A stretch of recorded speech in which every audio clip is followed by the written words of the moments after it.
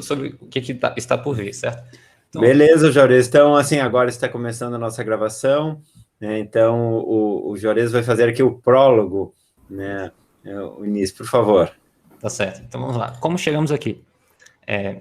Eu e o Eduardo, da DataRisk, estamos fazendo uma série de palestras com universidades ao redor do Brasil para divulgar as tecnologias que a gente usa dentro da DataRisk.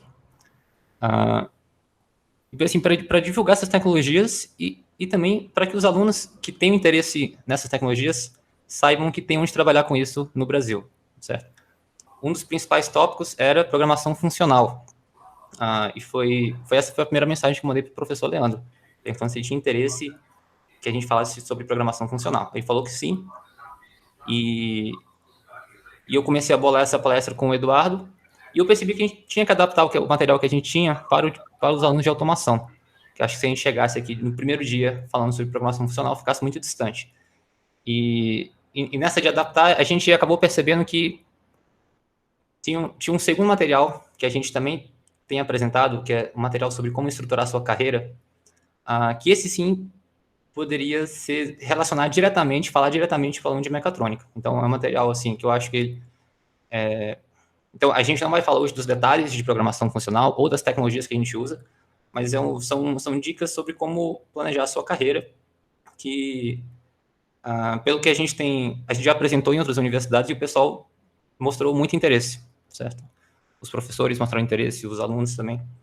E aí a gente pensou em fazer essa nossa apresentação em dois momentos, né? O primeiro momento, que é o dia de hoje, a gente vai falar sobre carreira.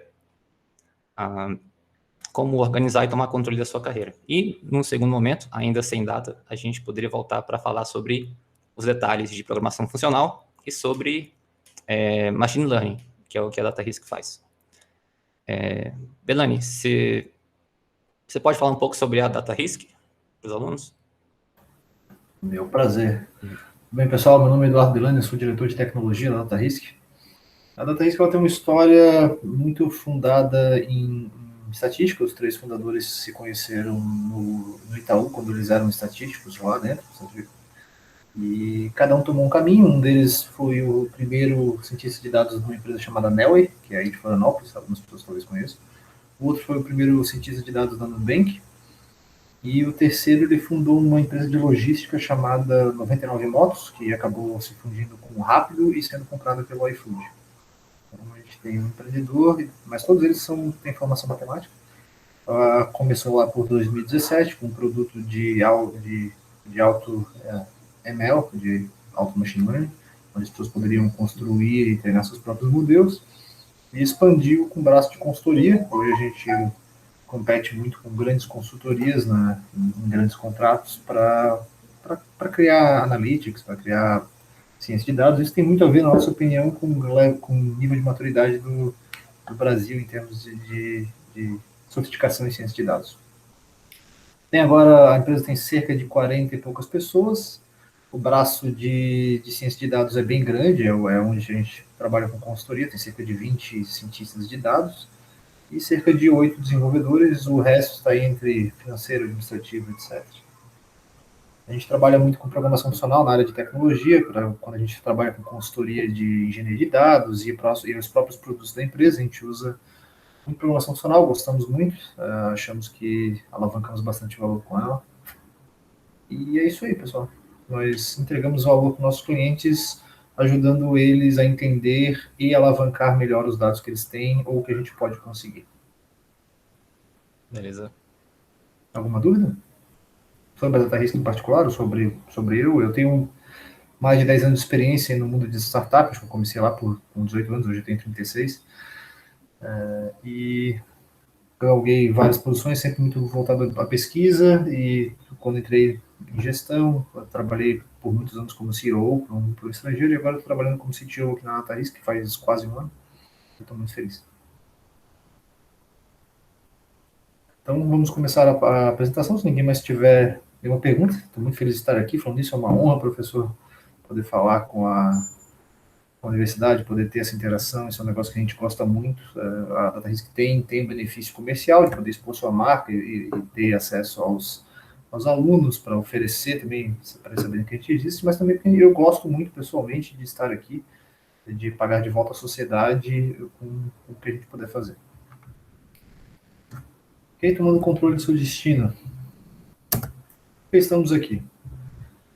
Então, nós estamos aqui para tentar aprender uma maneira de tomar controle da nossa vida no futuro, especificamente, para a construção de uma carreira impactante, próspera, estável e interessante. Então, é para isso que a gente está aqui, a gente vai conversar muito nessa ênfase. Programação funcional vai ser um aspecto dentro disso, realmente a abordagem mais abrangente. Beleza, só um ponto. Eu acabei de perceber que a gente mudou o título do material, certo? Antes era como se tornar um profissional global. Isso. Você pode explicar o... Bom. A mudança de destino, eu quis enfatizar mais realmente, ao invés de ser um livro de receitas, é mais empurrar ou deixar claro que a responsabilidade é do indivíduo que está ouvindo isso. Então, ajudando ele tomar controle do seu destino. O objetivo final realmente, ou um dos objetivos finais que a pessoa pode ter aqui é se tornar um profissional de nível global. Mas realmente eu mudei o título para enfatizar essa questão de autorresponsabilidade. Uhum. Ok?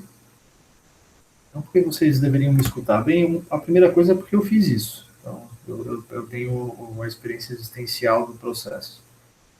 A segunda coisa é que eu vi e ajudei pessoas a fazer esse processo várias vezes. E é um processo que eu tenho muita confiança que ele funciona. E deixa eu só colocar meu celular no mudo para não... Se alguém me... O Juarez é um desses casos que eu vi e ajudei ele a fazer um processo similar, eu acho que na palestra isso vai ficar claro, mas tem várias pessoas, eu conheço um indivíduo que foi trabalhar num grande banco de investimento em Singapura, outro que está na França, diversos que estão nos Estados Unidos, e mesmo pessoas que estão no Brasil, mas muito bem posicionadas em sua carreira, com um futuro brilhante pela frente. E eu contrato pessoas de alto potencial capazes de realizar esse processo há mais de 5 anos. Então, eu vi muita gente que poderia ter esse potencial, não fazendo, por determinadas maneiras, e os que fizeram. Então, eu acho que eu tenho uma carga suficiente para vocês me escutarem. Ok? Se você achou que deveria me escutar, e agora? Vamos começar bem abstrato, tá? E eu peço desculpas se estiver muito abstrato, mas a gente vai tentar tornar mais concreto no passar da apresentação. Tem que achar uma intersecção entre 3 conjuntos. Um dos conjuntos é todas aquelas coisas que você sabe ou poderia aprender a fazer. Todas aquelas coisas que o outro conjunto seria tudo aquilo que você gosta ou poderia aprender a gostar, lembrando disso. E tudo aquilo que te pagam para fazer ou que as pessoas poderiam ser convencidas a pagar, entre a questão do marketing, etc. E nenhum desses 3 conjuntos é mais importante que os outros, tá? Então nunca acreditem que a gente fala faça a sua paixão, siga suas paixões. O que eu estou falando é mais sofisticado que isso. Então, vamos conversar sobre tempo e escolhas. Especialmente para o pessoal aí que está mais novo, mas em geral, vocês que estão na universidade, as suas escolhas importam mais agora do que no futuro. Assim, né? A gente está falando aqui de questões básicas de investimento, capital. Quanto mais tempo você tem para retirar valor dos seus investimentos, mais importante é você fazê-lo. Para ilustrar melhor, é muito mais importante um jovem de 16 anos fazer investimentos do que um homem de 80, de um velho de 80 anos. Por questões de realmente que a pessoa tem menos tempo para alavancar esse investimento. Então, alguns princípios básicos de investimento aplicados à sua carreira, tá? A gente vai tornar mais concreto eles também. Então, efeito de composição, isso aqui é o juro composto. No caso, o juro composto é aquele juro que incorre sobre juro. Em termos de conhecimento e escolhas, você tem que ir atrás de escolhas e caminhos onde cada investimento que você faz naquele caminho, ele te ajuda a fazer mais investimentos no caminho. No meu caso pessoal, eu tenho um editor de texto chamado Emacs, que eu uso para ler e-mail, fazer essa palestra foi feita no Emacs, Org Mode, e programar, e fazer agendas, planejamento, etc. Eu estou há mais de 10 anos continuamente me melhorando nele. E continuamente fazendo com que ele se torne uma ferramenta melhor para melhorar a si mesmo. Então, existem determinadas ferramentas e conhecimentos que são do que tem isso, tá? trabalho pesado, sacrifício, questão especialmente mais cedo na vida, se você trabalhar 1 hora mais que as pessoas ao seu redor e fizer isso por 10 anos, você vai ter um investimento substancial mais que os outros. E isso não é apenas ficar mais tempo acordado, o pessoal é dizer não às coisas, é dizer não ao Netflix, é dizer não ao videogame, é dizer não a tocar violão por diversão, entende? Treinamento resistência, isso é a ideia de você continuamente colocar testes cada vez mais difíceis para si mesmo. E quando eu falo teste, eu não estou falando da prova do seu professor, apesar disso ser importante. Estou dizendo você entender qual é o seu caminho e colocar continuamente testes dentro dele para continuamente observar que você está progredindo. E a questão da opcionalidade, esteja numa área ou num caminho que mantenha o máximo de portas abertas, o máximo de tempo. Então, uma aplicação para isso, por exemplo, a programação funcional. Eu acho que é da natureza da coisa. Eu, há uns 8, 10 anos atrás, eu aprendi isso, programação funcional, me dediquei a aprender isso, e ela não para de ser aplicável. É um conhecimento que você aplica para a construção de redes, é um conhecimento que você aplica para desenvolvimento de circuitos, é um conhecimento que você aplica para desenvolvimento de sites, desenvolvimento de aplicativos mobile, etc. Porque basicamente é matemática discreta e ela se aplica a N coisas e vai continuar sendo aplicada daqui a 1000 anos. Ok? Então, agora a gente vai começar a funilar para uma conversa mais pragmática. Então, vocês estão indo na universidade, muitos de vocês falam, tá, mas eu vou me formar aqui, o mercado brasileiro é ruim, porque eu suspeito que é audiência de engenheiros, vou ter que trabalhar numa usina no Pará, lá uma mina, ou na Fiat, sei lá, coisa horrível. Então, a chave, na minha opinião, é você entender que existe um mercado global, especialmente para determinados tipos de conhecimentos, como programação. E vocês têm a capacidade de acessar esse mercado. Ele é aberto, ele é pouquíssimo regulado, ou é inexistente a regulação dele, o que significa que você pode se tornar, ele é publicamente acessível por qualquer um. Então, eu já trabalhei, no meu caso, eu trabalhei para diversas empresas nos Estados Unidos, pelo menos mais 5, acho que 5. Uma empresa na França, já trabalhei com nigerianos, já trabalhei para uma empresa de Hong Kong, e tudo sem sair daqui. Na França eu fiquei 1 mês e meio lá, mas foi por questões da empresa em particular. O ponto central é que esse mercado existe, está lá, basta você ter a capacidade de demonstrar que você produz valor para essas pessoas. O inglês é uma chave para acessar isso, então se você não está estudando inglês de maneira séria, como eu falei ali atrás, comece. Isso significa poder escrever, ouvir e falar numa situação de pressão de negócio. Então, entenda, e oferta e demanda aqui é um conhecimento básico de economia, de que você quer acessar um mercado que tenha muita demanda quando você está oferecendo alguma coisa, exatamente porque o preço vai para cima. Estamos falando aí de salários onde o pagamento inicial é 20, 30 dólares a hora, pessoal. Façam as contas, vocês são engenheiros. Projetos mais interessantes, você vai ter mais acesso para coisas mais interessantes. Para acessar esse tipo de ambiente, especialmente porque é um ambiente que toma o profissionalismo muito mais a sério que em geral no Brasil, você tem que realmente ter uma capacidade de comunicação mais afiada, até porque isso não é demandado no mercado brasileiro e na educação brasileira. Saber escrever, saber ouvir, saber falar, saber montar uma apresentação sobre qualquer tópico em 20 minutos. Então, é isso aí.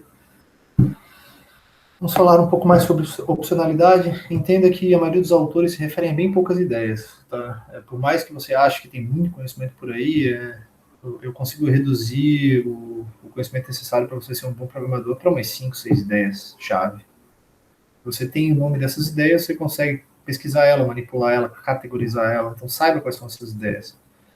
E, fundamentalmente, saiba a história delas. Se você não sabe de onde elas vêm, você não tem elas têm você. Você acaba obedecendo os padrões de ideias ao invés de vice-versa. Algumas ideias profundas que vêm da minha profissão, tá?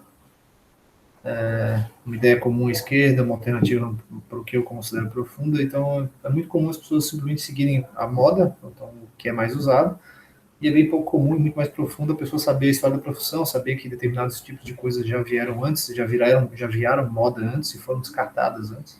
Um exemplo que eu gosto muito de usar é base de dados de grafos, e não ciclo em geral. Foi uma discussão que aconteceu nos anos 60. Muitas das ideias de programação em geral pararam de existir nos anos 80. Então a gente está só fazendo rehash em geral. Programação imperativa versus programação funcional. Vocês programam em C, vocês lidam com estado, etc. É isso que eu chamo de programação imperativa. Programação funcional utilizando matemática discreta para programar. SQL versus teoria relacional, novamente. Estão vendo aqui coisas mais profundas. Estamos falando aqui de entender o que é a estrutura matemática do universo. What you see is what you get, na esquerda, isso é point and click, usando, por exemplo, Microsoft Word, versus what you see is what you mean, por exemplo, LaTeX. Quem conhece aí. Sistemas centralizados, sistemas distribuídos, guiar a sua vida pelo que você acha que é bom, versus virtude e hábitos. Então, construir hábitos que façam que você se mova a um objetivo independente de como você se sente a respeito. Principal ativo é a reputação. Isso, se vocês saírem dessa apresentação com uma ideia, para mim, eu acho que é essa. Se você gerenciar sua reputação no mercado correto, você vai ter uma carreira brilhante. E uma dica que eu dou para vocês para fazer isso é se engaje no projeto open source influente.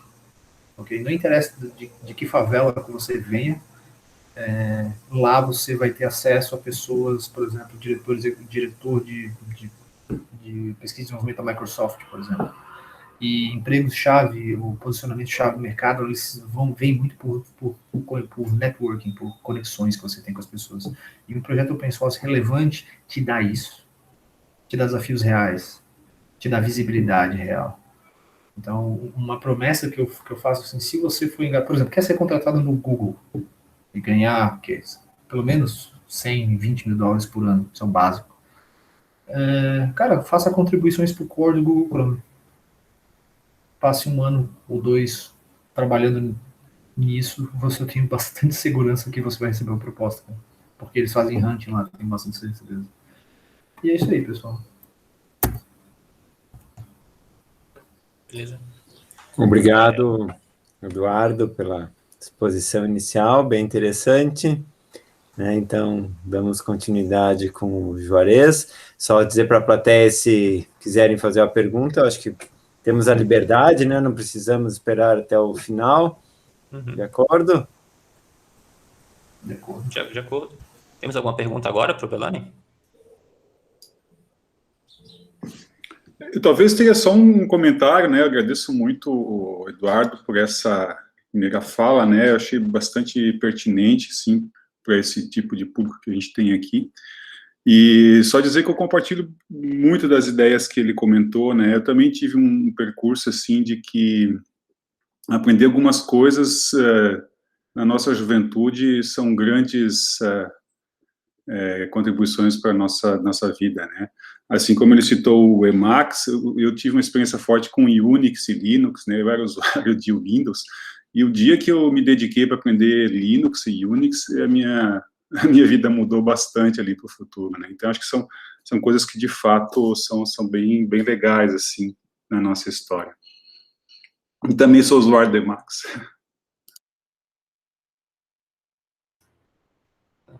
Mais uma ideia poderosa, né?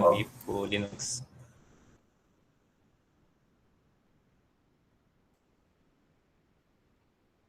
Beleza. Pessoal, se ninguém tiver mais algum comentário, eu vou seguir, beleza? Bom.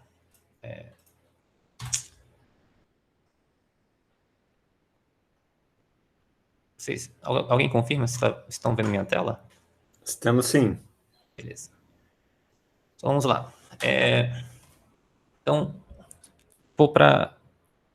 de alguma forma eu vou dizer a mesma coisa que o Eduardo disse até agora, só que eu quero dar os exemplos de como que eu implementei essas sugestões sobre como controlar a sua carreira, certo? Então, o título da minha apresentação é De Zero a Herói, só que mais rápido. Esse detalhe também, eu quero dizer como vocês podem fazer o que eu fiz, só que de forma mais rápida. Então, por que eu estou aqui? Para mostrar como eu tomei controle da minha carreira e inspirar vocês a dar exemplos de como vocês podem tomar controle da carreira de vocês.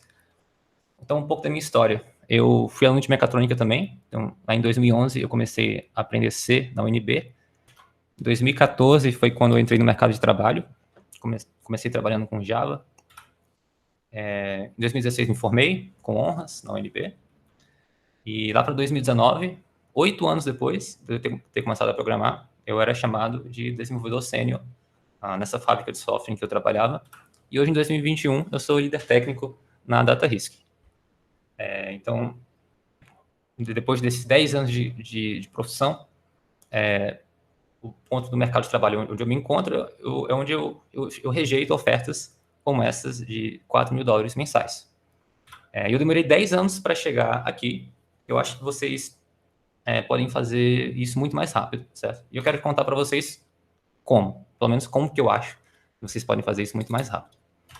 Então, eu trouxe esses 3 conjuntos que o Belani mostrou, que ele falou mais cedo, que era sobre achar o que você achar sua profissão aqui no meio, né, na interseção entre o que você gosta de fazer, o que te pagam para fazer bem e o que você sabe fazer. Aí, hoje eu não vou falar muito, eu não vou falar sobre como achar o que você gosta e o que te pagam para fazer, eu vou deixar isso para vocês resolverem, mas eu quero falar sobre isso aqui. Eu quero focar em achar o que você sabe fazer e achar o que você sabe fazer muito bem, certo?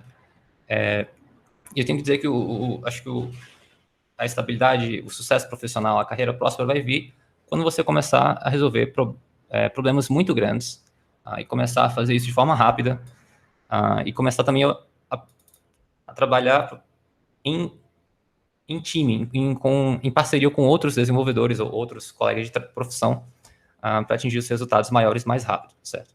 Chega um ponto da sua carreira que você não consegue resolver problemas nem maiores, nem mais rápidos, sendo uma pessoa só. E para você continuar expandindo o seu impacto, você tem que começar a trabalhar em time. É importante que você consiga fazer isso em time, certo? Mas, no final das contas, você tem que achar o que você sabe fazer bem. Isso tem que ser... você tem que melhorar como técnico, como tecnologista. E por muito tempo, quando os desenvolvedores júniores me perguntavam como melhorar, a única coisa que eu sabia dizer era que você tinha que programar mais, porque foi assim que eu fiz, e por isso que eu acho que eu demorei 10 anos, porque a única coisa o meu único método era programar mais. Mas eu quero te dar essa resposta melhor. E no final das contas, o que eu acho que você precisa é isso aqui: um plano e uma rotina eficiente de estudos. E eu vou falar sobre o plano e sobre ser eficiente ou não. Acho que talvez existam outras formas de estudar de forma eficiente. Eu só descobri uma forma de estudar de forma eficiente com isso aqui, que é o sistema de repetição espaçada. Inclusive, eu vou começar detalhando isso aqui. Então, na minha jornada, particularmente, foi dominar o sistema de repetição espaçada que me permitiu estudar melhor. E porque eu estava estudando melhor, eu conseguia planejar melhor onde eu queria chegar, certo? Então, eu vou falar sobre repetição espaçada, que é uma técnica de estudo baseado nesse estudo que eu estou mostrando para vocês. É um gráfico retirado de um estudo onde procurava-se entender o quão rápido nós, seres humanos, esquecemos, certo? E aqui nesse gráfico você tem, no eixo Y, o percentual do quanto você lembra do conceito que você acabou de aprender, e no eixo X você tem um tempo, e você tem esse comportamento exponencial decrescente de quão rápido você esquece, certo? Então, depois de 6 dias que você aprendeu um conteúdo novo, você só lembra de 1/4 daquele conteúdo. E eu acho que eu demorei tanto tempo para crescer na minha carreira por conta disso daqui, porque por mais que eu sentasse e estudasse um final de semana inteiro um livro, depois de alguns dias eu não lembrava de quase nada dele. E o conhecimento, como é acumulativo, você precisa lembrar do que você tem que reter o que você já estudou para você conseguir absorver novos conteúdos, certo?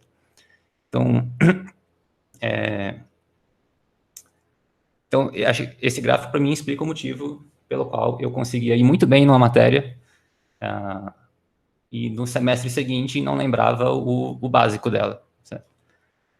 E a solução para esse problema do esquecimento é você ter uma técnica de estudos, uma rotina de estudos, onde você revisa o conteúdo quando você está prestes a esquecer ele.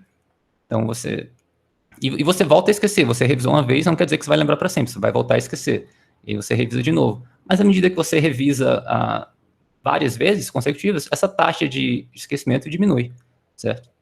E a ideia de um sistema de repetição espaçada é otimizar a sua política de estudo de forma que você possa revisar o mínimo possível, mas sem deixar de reter aquele conteúdo, certo? Então, a gente quer maximizar o intervalo entre essas repetições, porque, afinal das contas, a gente tem outras coisas para fazer na vida. Mas, por outro lado, você não quer se deixar passar tempo demais sem estudar a ponto de esquecer o conteúdo, certo? Essa é a motivação do sistema de repetição espaçado. Só um instante.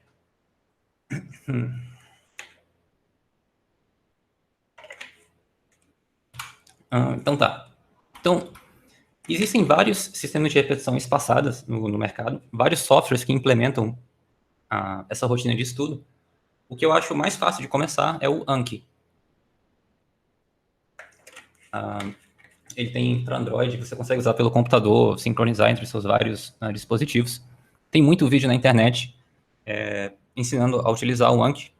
E é um sistema que muita gente pode já ter utilizado para estudar idiomas, ou então provas de concurso.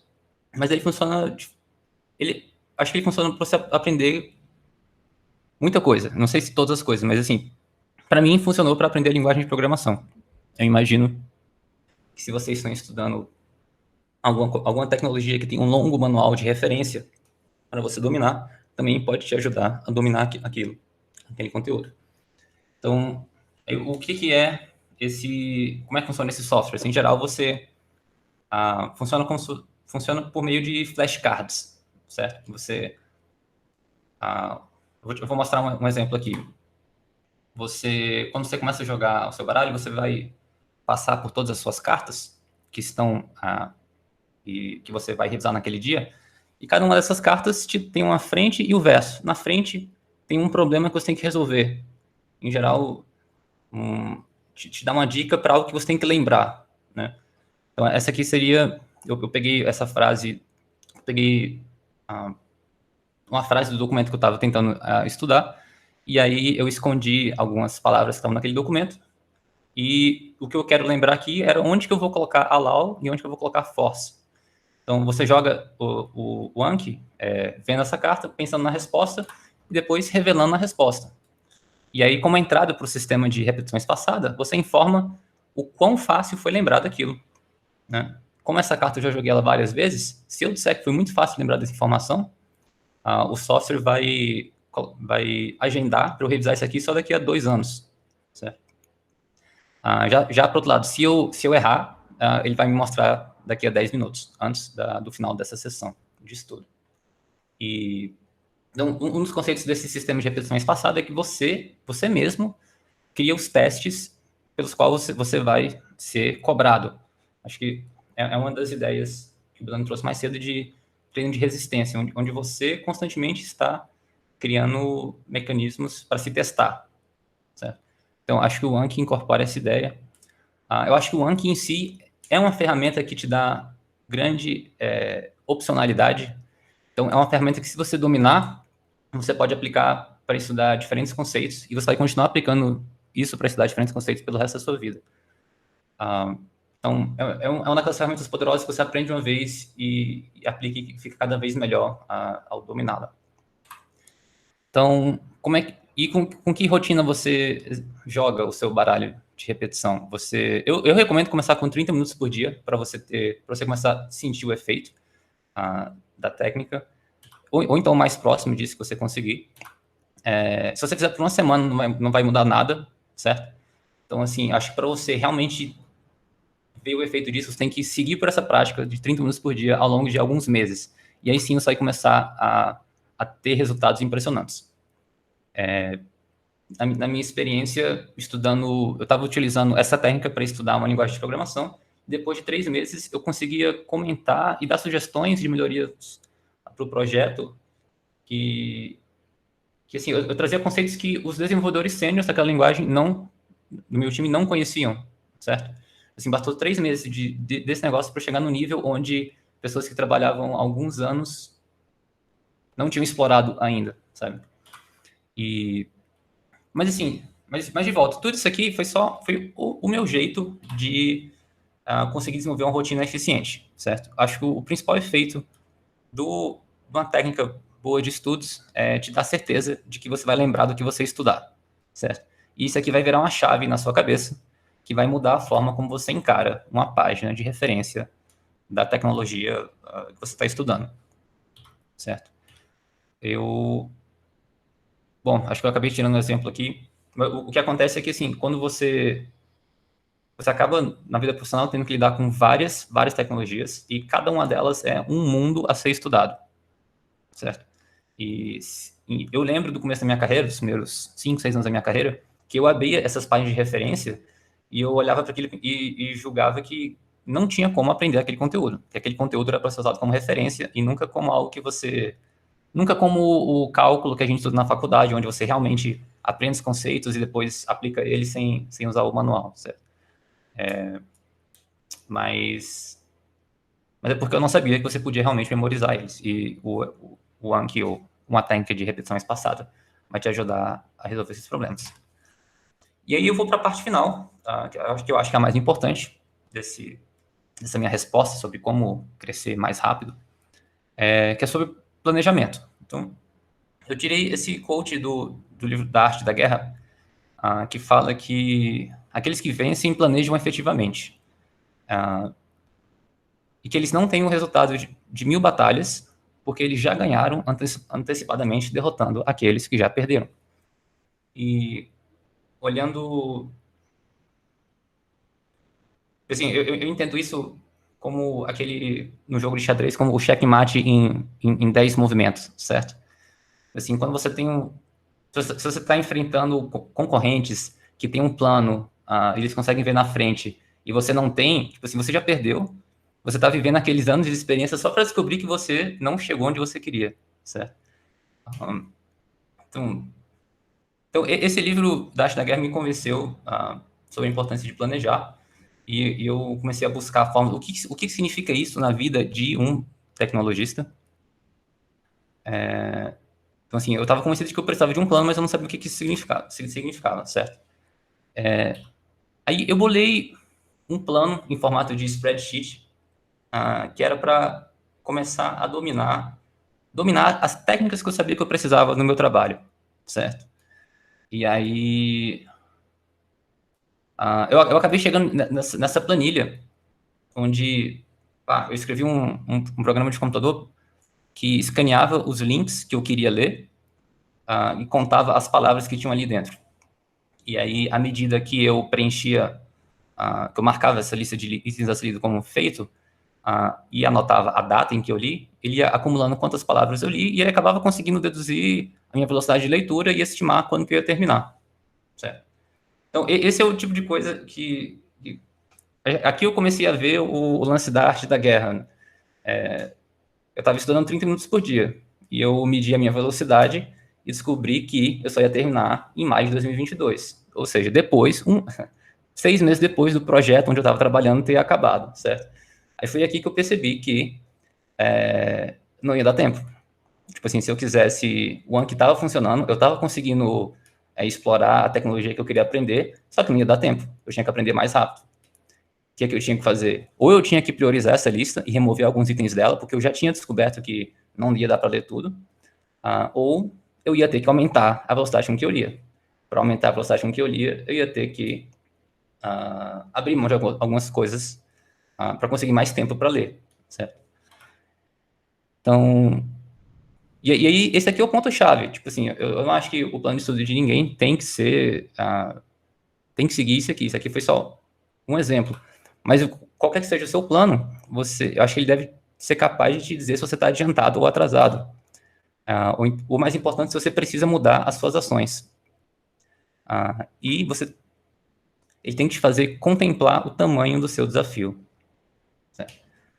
Eu vou falar mais por que é importante contemplar o tamanho do desafio mais tarde. Mas eu vou seguir. Tá, e aí, e o que você faz depois que você tem um plano para dominar um conceito e você executa ele e você... O que você faz em seguida? A minha sugestão é que vocês continuem planejando e faça desse plano transforme esse plano numa história para sua carreira. E continue incluindo detalhes nesse plano. O que você vai aprender depois que você dominou essa técnica que você queria? Depois disso, o que você vai fazer depois que conseguir o primeiro trabalho? E depois de lançar o seu primeiro protótipo? Você vai se casar? Quantos filhos você vai ter? Como que você quer ser lembrado? Que impacto você quer causar? E aí você continua planejando e sempre que possível estima, dá um item para o esforço que você precisa para concluir aquela tarefa e dá um jeito de medir o seu progresso. Esse item aqui é essencial. Tipo assim, uma coisa é dizer, eu vou ler todas as páginas da referência, né, ali no exemplo. Esse é um plano, mas assim, uma hora que você coloca estimativa para cada item, mede a sua velocidade, é só nesse ponto que você consegue dizer, opa, estou atrasado, tenho que mudar o que eu estou fazendo. Entendeu? Então, o que eu sugiro é que vocês tentem fazer isso o máximo para todo o seu crescimento de carreira. E eu sei que vai faltar informação. Sempre falta informação. E nessas horas você vai ter que usar a sua melhor heurística. Você vai ter que dar um chute. E esse chute você pode rever ele mais tarde, você pode discutir esse plano com colegas e pedir feedback, você pode discutir esse plano com os seus professores e orientadores e perguntar se eles acham que faz sentido aquelas estimativas. E vai atualizando esse plano à medida que você ganha mais informação. Então, compartilhe o plano com seus pares, recolha feedback e melhore o plano. E tudo bem se o seu plano estiver incompleto, só não navegue sem um plano, certo? Então, assim, o que eu apresentei para vocês hoje? Então, a minha recomendação vocês têm que sentar a bunda e estudar muito, certo? Além disso, o que o Belain falou para vocês hoje é que você tem que estudar aquilo que vale a pena, não estude qualquer coisa. Você pode ganhar muito mais se você for bem diligente sobre os conceitos que você vai se dedicar a estudar. Terceiro ponto, eu te mostrei uma forma de estudar de maneira mais eficiente. E eu também te mostrei uma forma de reajustar as suas ações enquanto ainda há tempo. E o que acaba... Sobre esse último ponto, sobre reajustar as suas ações. Muitas vezes isso significa sacrificar algumas coisas, alguns elementos da sua vida que você vem carregando ao longo da sua infância e adolescência e que ali nos seus anos como adulto você não parou para deixar eles para trás, para perceber que você precisava deixar para trás. Então, assim, como tecnologista, vamos falar das contas, pessoal, vocês vão ser pagos para resolver problemas, certo? Dos outros. E para fazer isso, utilizando o que você já conhece e a sua capacidade de atenção. Se você quer ser competitivo nesse mercado, você tem que prestar atenção no seu sono e na sua saúde, certo? O que eu quero dizer aqui fazer tudo o que você quer fazer e ainda trabalhar e estudar, e a custa desse processo ser você dormir 3 ou 4 horas por noite, isso não vai funcionar. Porque você não vai ser competitivo, você não vai estar entre os melhores, certo? Os melhores tecnologistas têm um nível de atenção lá em cima e para chegar nesse nível você tem que cuidar bem da sua saúde. Então, esse plano de estudo, aquele detalhe que eu coloquei ali, contemplar a dificuldade do que você tem que fazer, é o que vai tornar mais fácil para você entender por que é que você tem que abrir mão de algumas coisas.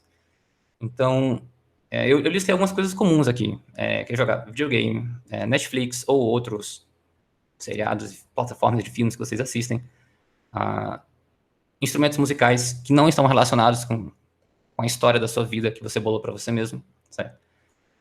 Então, a ideia é que, assim, quando o teu colega te chamar para jogar, seja lá o que for, na quarta-feira à noite, você vai dizer que não. E você vai entender que você não pode aceitar, porque senão você vai abaixar a sua velocidade de progresso e você não vai conseguir terminar o que você queria na data que você precisava, certo? É por isso que é importante ter uma visão do todo, do quão difícil é a sua missão.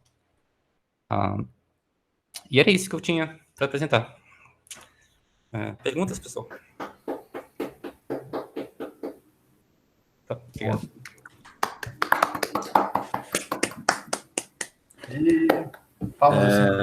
Valeu.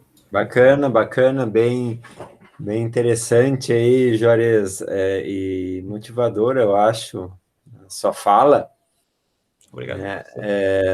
A gente tem umas questões que talvez, eu diria assim, para os alunos agora em começo de carreira, eu imagino que para eles vai ser bem difícil fazer as escolhas do que estudar exatamente, né?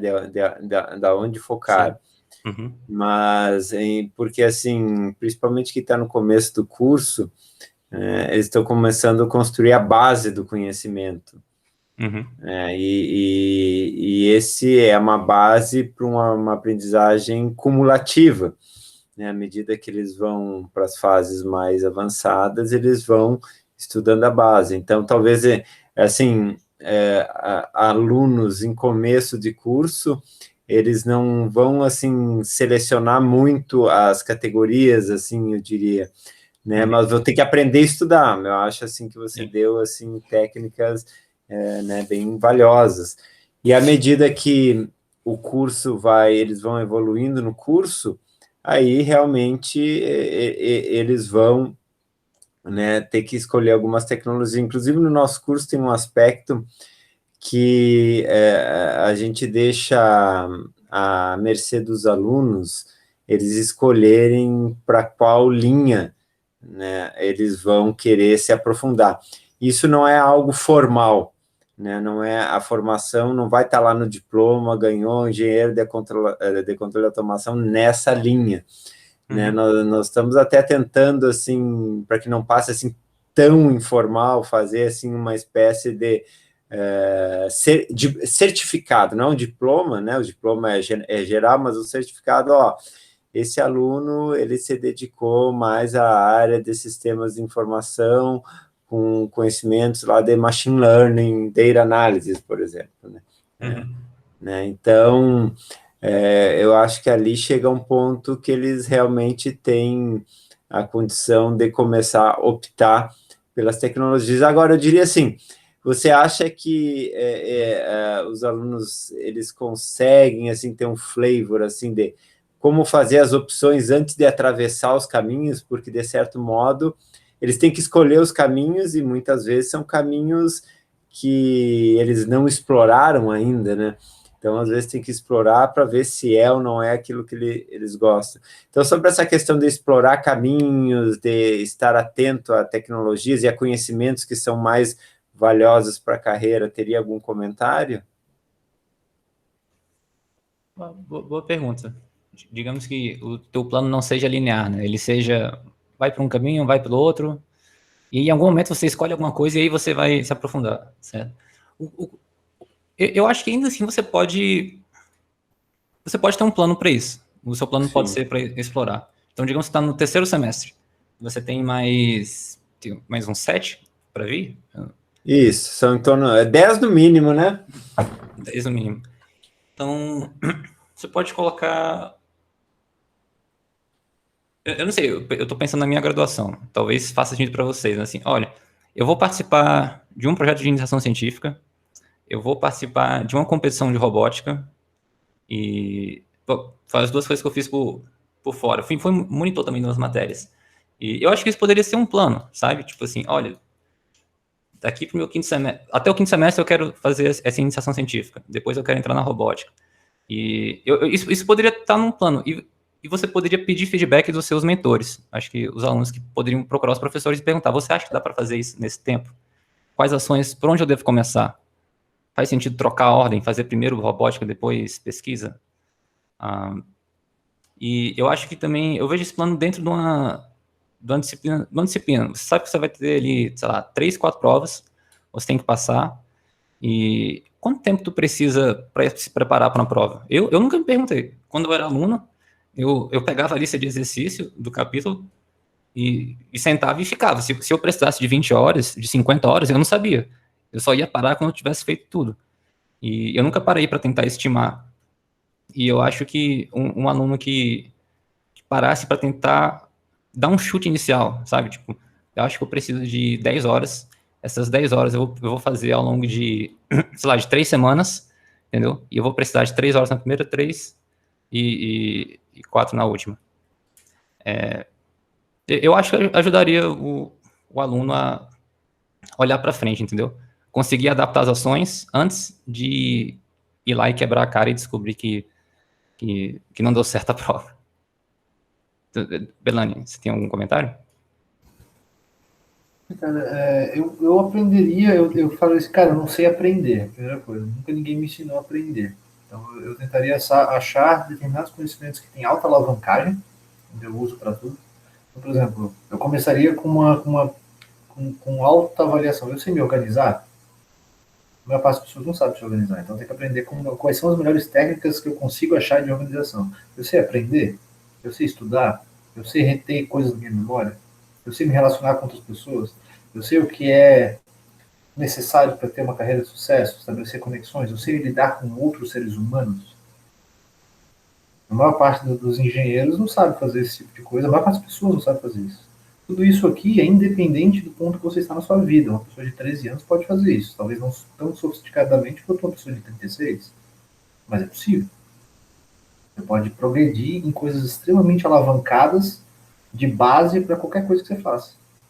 Tudo que eu falei aqui é aplicável para qualquer profissão que vocês consigam imaginar. Do faxineiro ao cientista de dados. Ok. Bacana.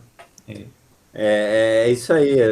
Por exemplo, na universidade, assim, os alunos estão sendo expostos ao conhecimento técnico, né? O que raramente eles são questionados ou colocados as questões mais transversais, que são essas questões organizacionais, como, digamos assim, observar as suas limitações, não no conteúdo, né, mas suas limitações pessoais para tentar ajustar, enfim, né, nesse sentido eu acho que a fala de vocês contribuiu bastante, assim, para trazer essas reflexões, para estarmos atentos a essas necessidades.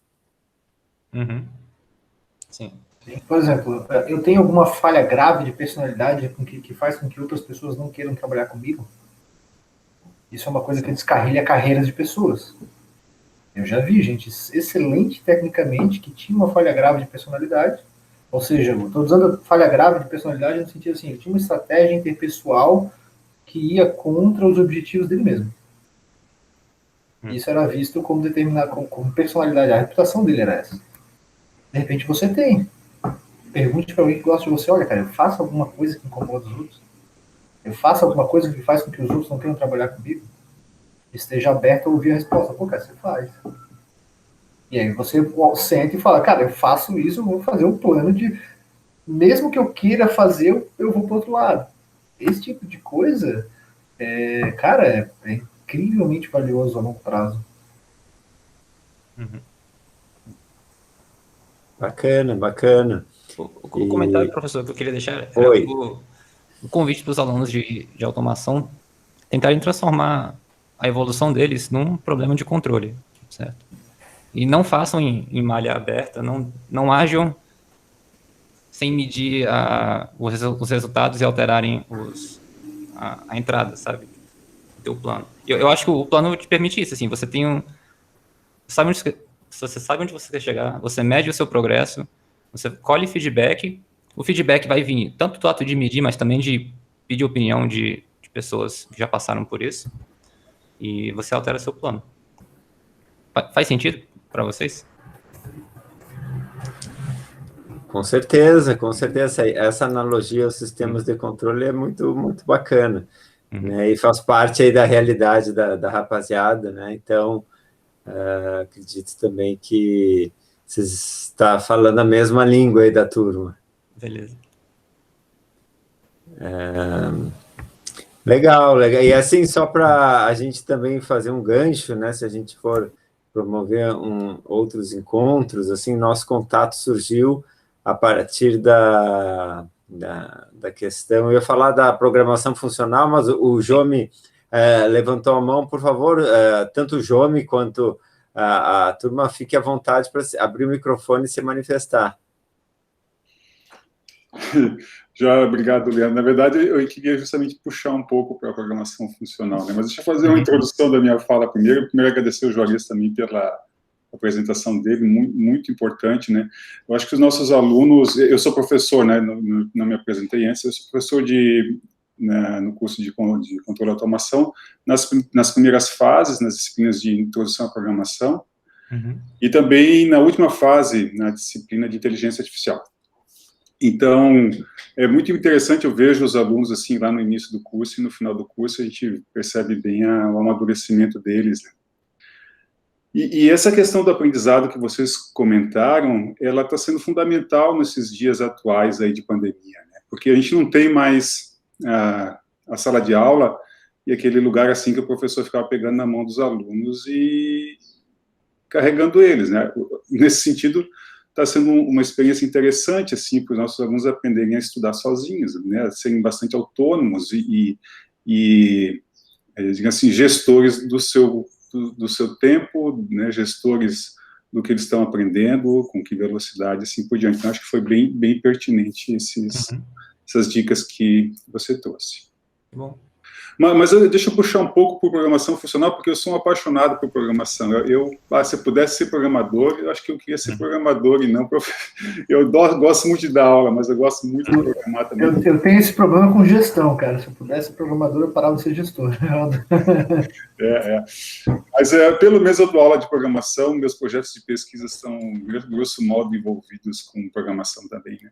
Mas, assim, o nosso curso hoje, ele apresenta a programação procedural no início do curso, né? Nas primeiras fases, tanto quanto clássico, vamos dizer assim, essa abordagem, acho que ela é segura, né? Numa certa perspectiva, né?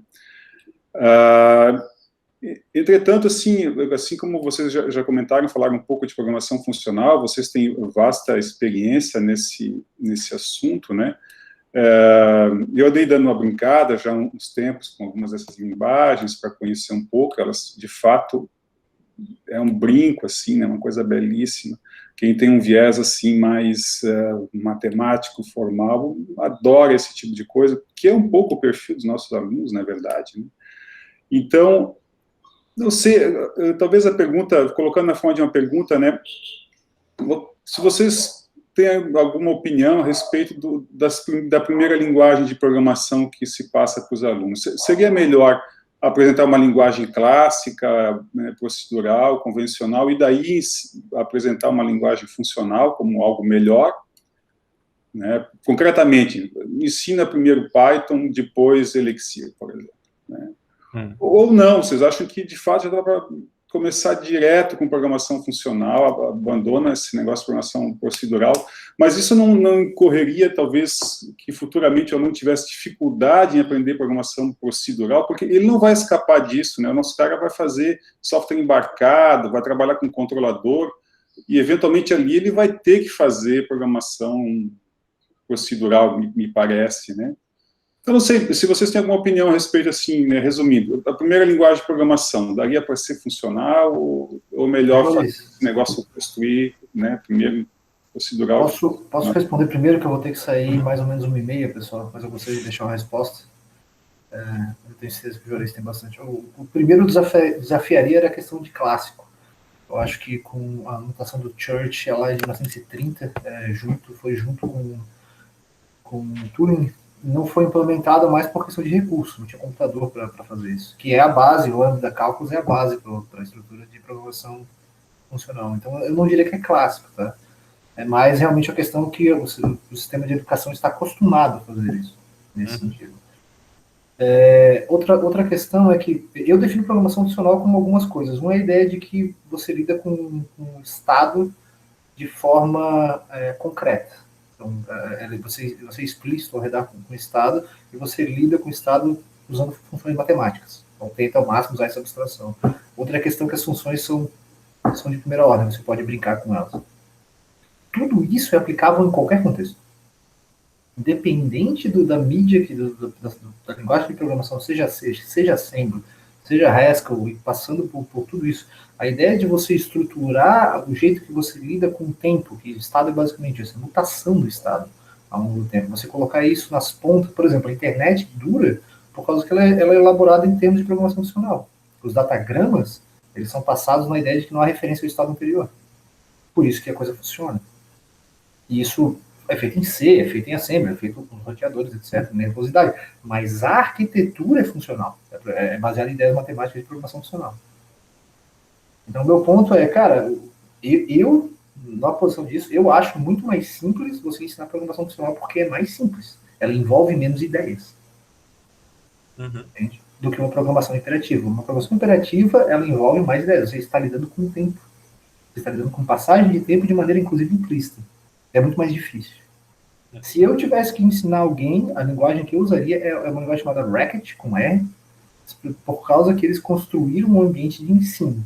Então, eles simplificaram a linguagem e vão liberando camadas delas para melhorar as mensagens de erro, mas é uma questão pedagógica. Essa é a minha opinião. E sobre a questão de emprego lá na frente, cara, o mundo está mudando bastante. Eu acho que a programação funcional hoje em dia é um diferencial competitivo, inclusive. Todos os lugares de ponta, todos os lugares que usam programação, por exemplo, a Nubank usa. A molecada quer trabalhar no Nubank.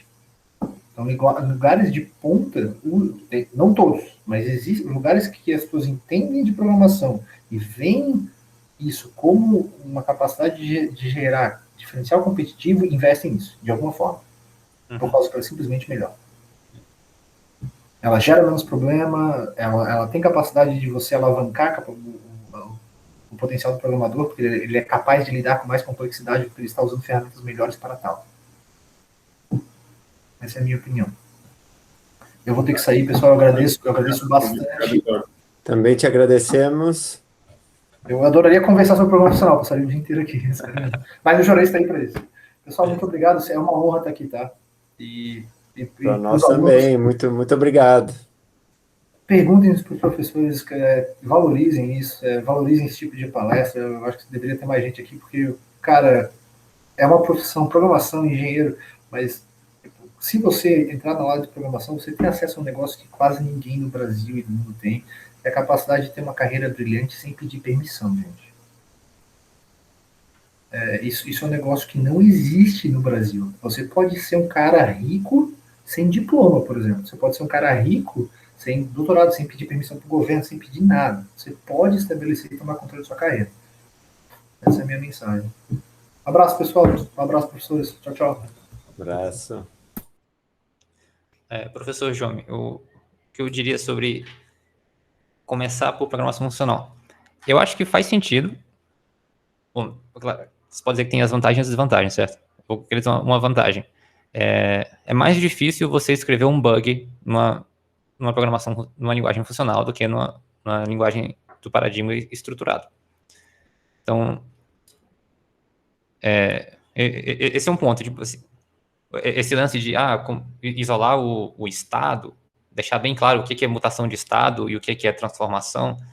Eu acho que esses conceitos não ficam bem separados numa linguagem como C, e é mais fácil para o aluno escrever um null pointer exception, sabe? Tipo, e outras coisas. Então, eu sei que parece...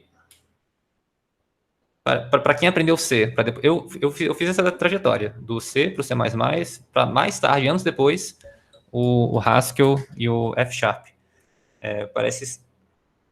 Parece que eu preciso saber muito C só para entender o que o computador está fazendo, certo? Então é difícil pensar como seria ter começado com Haskell, por exemplo. Mas a gente começou com algumas universidades onde isso é feito. Os alunos no primeiro semestre aprendem Haskell. E os professores acham que às vezes parece mais natural ensinar uma linguagem funcional, porque ela parece mais com matemática, sabe? Você fala x é igual a 1, não tem como você fazer x igual a 2, entendeu? Tipo, x é x e x é 1. Como na matemática, assim como na programação funcional. Então, a pergunta onde eu não sei responder é como que funciona para o aluno de automação que vai implementar um microcontrolador que vai ter que compilar em C, vai ter escrito em C. Eu tenho a impressão que uma pessoa que programa em C, mas que teve esse background funcional, ele vai programar de uma forma onde ele vai se causar menos problema com mutação de variável. Entendeu? Você pode programar em C, mas você pode usar mais funções e usar menos estados globais, sabe? E eu acho que nisso o programador ali do microcontrolador pode se beneficiar. Tem alguma visão, alguma opinião?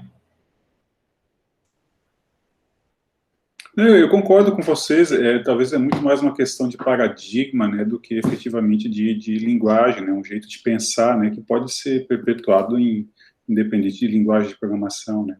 Uhum. É bem interessante, sim. Agora você abre assim eu não sei se eu diria até um desafio, mas uma questão incômoda para nós professores, né, trazendo assim um tema que é tão relevante, assim, tão atual, mas que nós não abordamos no nosso curso.